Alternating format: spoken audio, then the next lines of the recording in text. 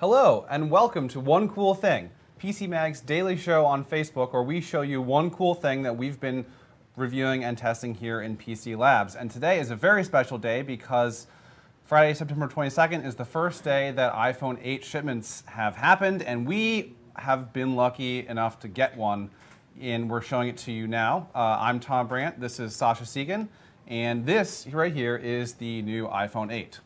Yes, indeed. This is the iPhone 8, which went on sale this morning. Of course, many people have already started to receive them because they pre-ordered them starting last week. And we're in the middle of a very long review process with this phone. We spend more time reviewing the iPhone than we do any other of the 100 phones a year we review, because there is, there's one round of iPhones in the year, so we want to be very precise on it. So I'm kind of in the middle of looking at it. I have some initial thoughts. We don't have a final rating or anything, but yeah, we've been testing a lot of the features so far. Right. So what we're going to do today is give you a quick rundown, kind of on those features, prices, specs, things like that, and then kind of give you an indication about what we're thinking, and then you'll have to check back later for our final review. And of course, we'd also like to take your questions, comments, suggestions. We have Social Pete on the con over there, taking your questions and comments. And we would love to hear from you, and I will answer anything that I can answer if I've figured out the answer yet. If not, I'll speculate. Or we'll find someone who can. So the first thing that I think that everyone wants to know is a price rundown, because that is going to be something that you have to consider before you buy the iPhone. So what are we looking at for prices here? So the iPhone 8 costs $699 at 64 gigs, $699 at 64 gigs. $849 at 256 gigs. Those are the only two memory levels. The iPhone 8 Plus costs $799 and $949. The iPhone 10, which we have not received and which no one is receiving until a month from now, costs $999 and $1149. And the three phones have a lot in common. Under the hood, they're actually very similar. We have pretty much the same A11 processor in all of the phones. They have different screen sizes and resolutions, but you're going to get relatively similar cameras. Of course, they're all going to run iOS 11. They all have the new wireless charging. They're all water resistant. None of them have a headphone jack. So they all have all of that stuff in common. It looks like we got some questions. Yeah, let's take a question. Someone wants to see you try to scratch the back. Would you be able to? Yeah, okay. So as a policy at PC Mag, we do not damage review products. No, but however, speaking of the back, that's actually a good segue into one of the biggest changes from the iPhone 7. There is a special ability to put this on a device and it will get power, right? Yeah, and charging is one of the things which we have been pretty extensively reviewing over the past few days.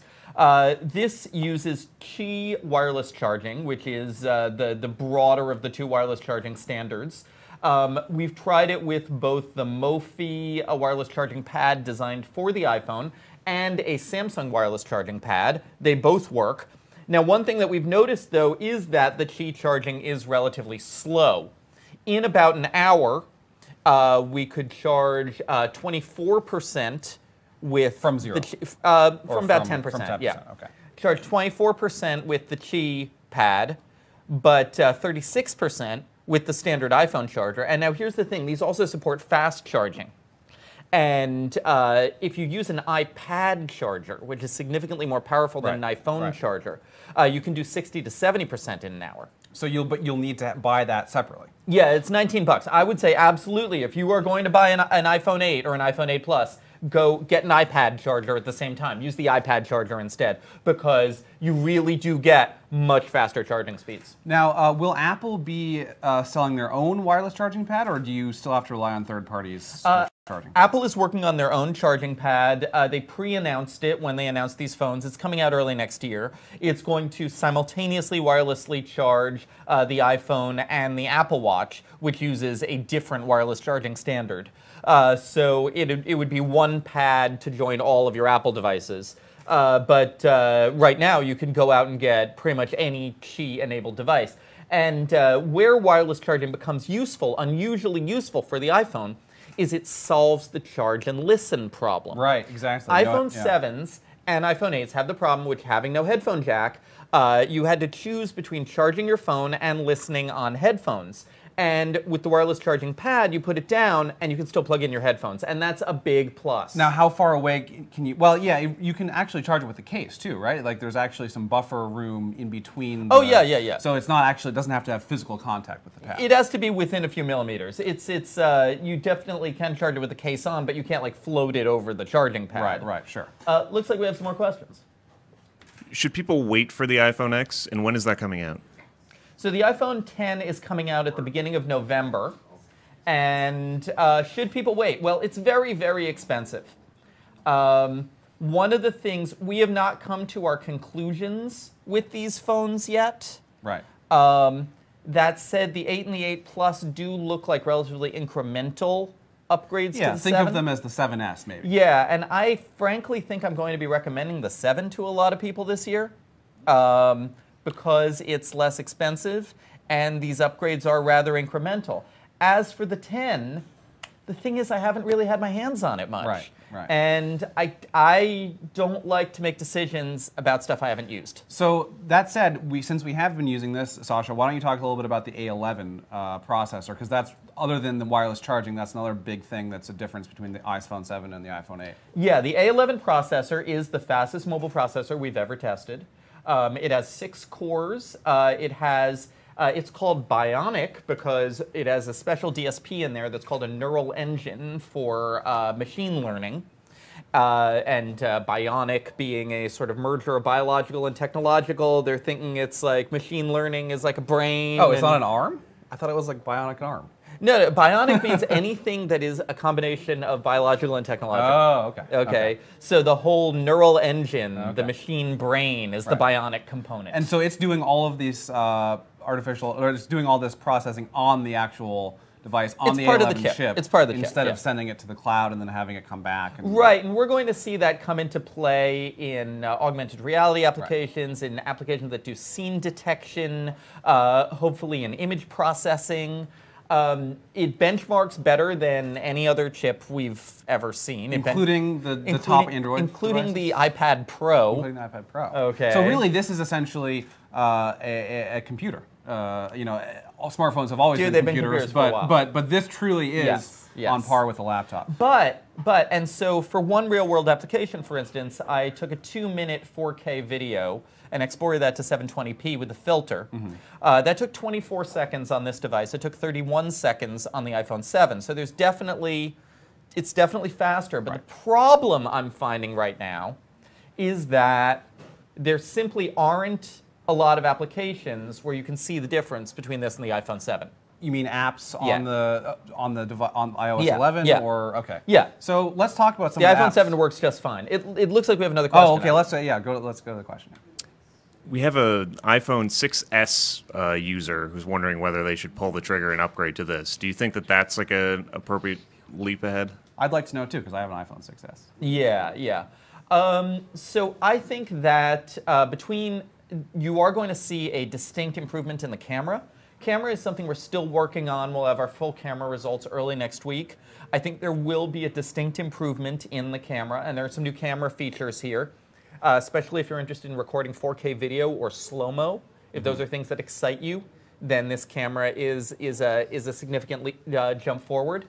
Otherwise, I would say, though, if your 6S feels good and speedy on iOS 11 applications, I don't know if you're gonna see a big difference. And does it feel speedy though? I mean, have you tried the iPhone 6S? No, I have not tried the iPhone 6S recently. I've been mostly messing with 7s and 8s. Well, let's have another question here.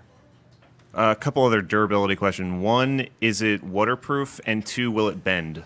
It is waterproof. It will not bend. No. There you go. No, there are some phones actually that are out there in prototype versions that have bendable displays, things like that. No, what they're complaining about is the original problem with the 6 Plus, where people were sitting on it and the metal case would bend. Right. Now, something you need to point out is that this isn't an all-metal case. This is a glass back. Glass is more rigid than metal in that case.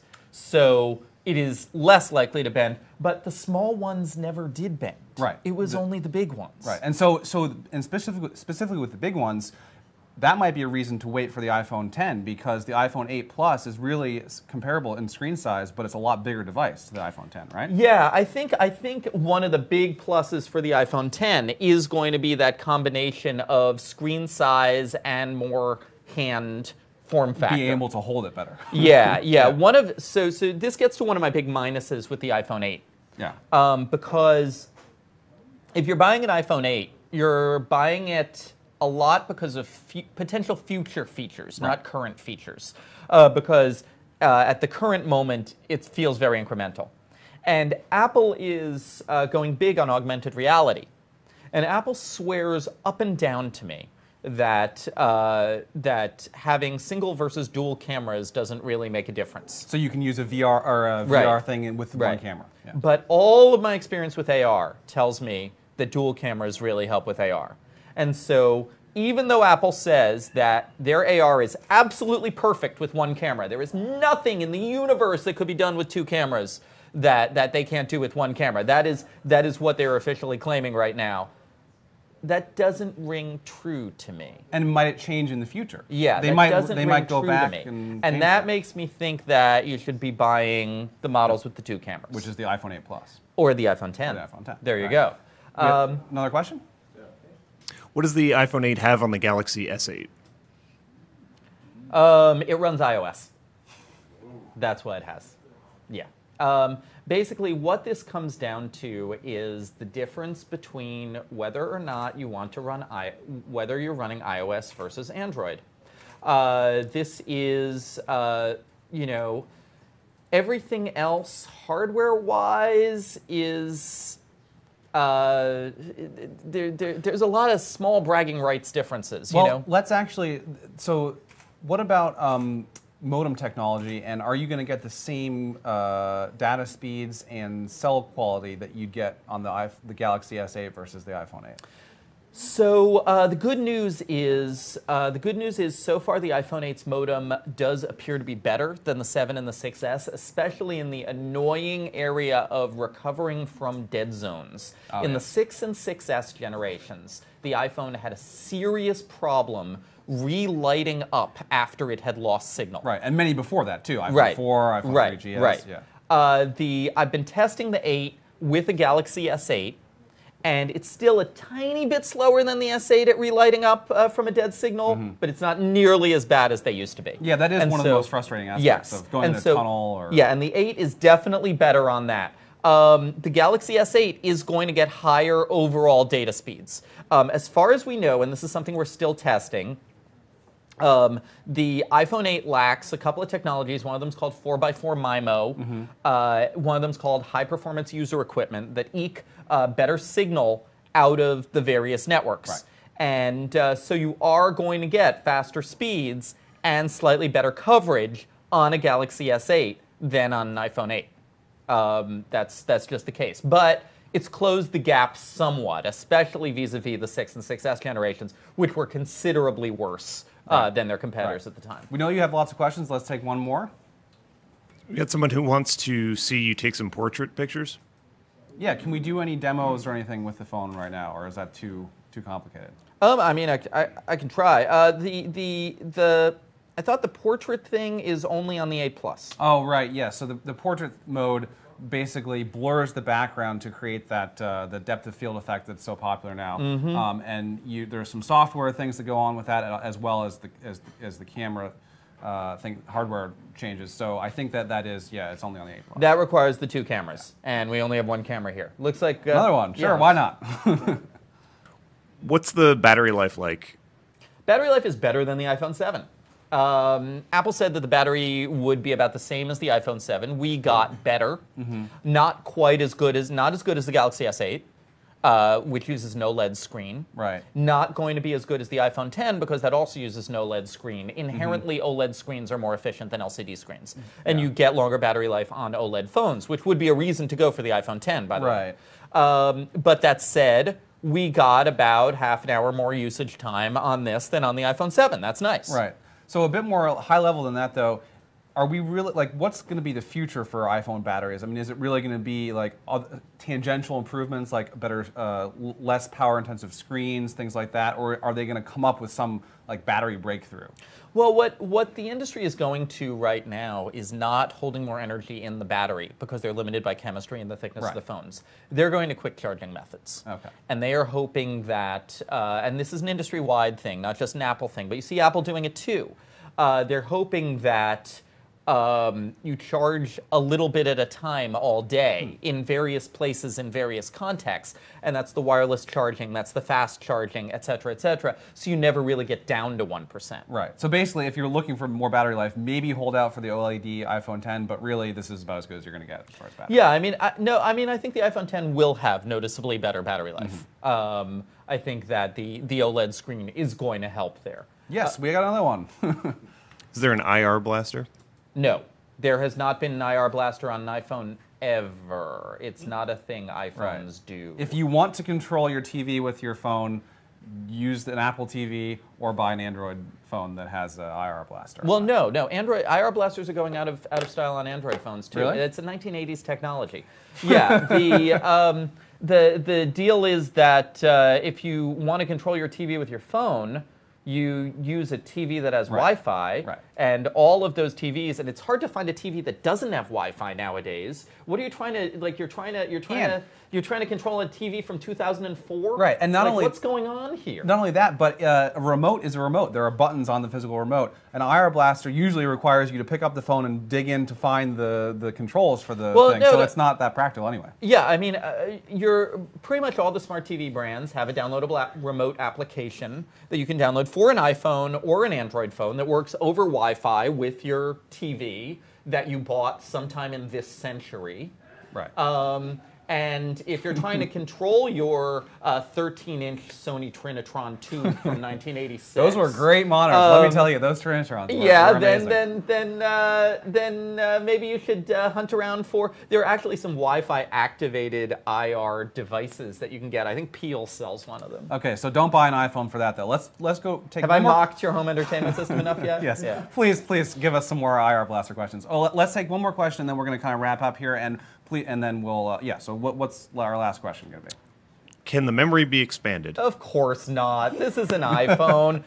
These are troll questions, okay? All right. So how can we? Oh, go ahead. Sorry. Yeah, iPhones have always, since the beginning of iPhones, had fixed memory capacity, and that's why we are happy that they've gotten rid of the 16 and 32 gig models because those were too little storage. Right. In the first place. If you're going to be downloading apps and things like that, you're going to need more than 16. As much, yeah.